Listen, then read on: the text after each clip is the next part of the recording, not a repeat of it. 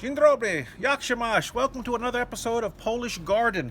And today we are discussing how you can grow pierogies in your own backyard. Now, pierogi season is winding down. April is the best time when they come in. They are a cold hardy plant and they like to grow in the cold. We're thankful here in New Jersey. It's been a cold spring. Check your zones so you have to know what zone you're in. New Jersey's in a zone 7. Down south you can't grow pierogi. It's almost impossible.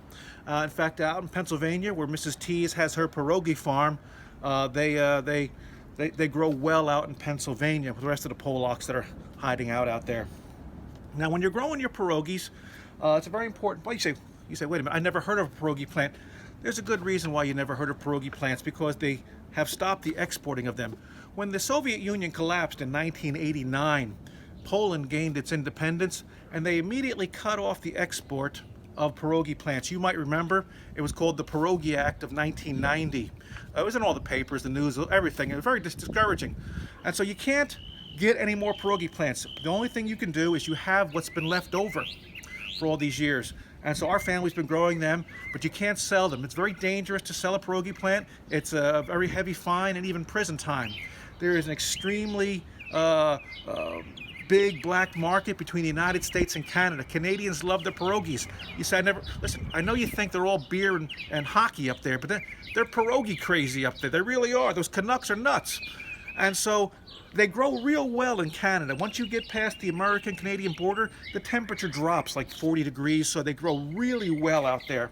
Now we are just coming into the last of our plants. We've plucked a lot. Our refrigerator is filled with pierogies. We're stocked up for a good long time now. And we're looking forward to that. And you just take your pierogi, you check to see how it feels. It's good. And you don't want to get it too soft. You want to get it when it's just right. You pluck that thing off and put it in there. And tonight you'll have pierogies for supper. And there are a lot of ways people cook them and eat them. And so whatever you like. It's America. But make sure you have your pierogi plants. Now, if you're going to care for your pierogi plants, a few things. You got to feed them. When you plant them in the early fall, what you do is you need a good sour cream. You sprinkle this around the base of the plants. I'm not going to do this today because we've already done this. I prefer Breakstone because it's just my childhood. Remember back in the 70s, Sam Breakstone on those commercials always screaming and yelling at his workers. And so, I don't scream or yell. Us Polish people are always calm. And so you put a good sour cream around there. You want to label your pierogies. So this way you know what you're growing, because it's very difficult to tell what they are. So I got labels here, cheese pierogi. I got a potato and sauerkraut. I put those on the plants down there. By the way, the potato and the sauerkraut, that's very difficult to grow.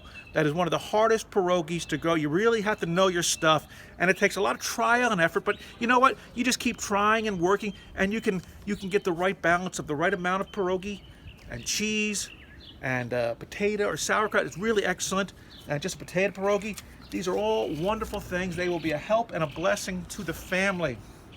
And so, again, care for your pierogi plants, nourish them, feed them, and they will yield wonderful results. Well, God bless you. And when you have your pierogies, put on some Bobby Vinton records. Maybe some Polish records. Some Polski. Nothing like a good old-fashioned polka. I don't want her, you can have her, she's too fat for me. Nice, you're eating there, the family's having a good time. All right, well, God bless you. Break out the Guy Lombardo albums and Lawrence Welk and have a great time. And from Sheboygan and everybody else who loves those good Polish records, God bless you. Have a great day, my friend.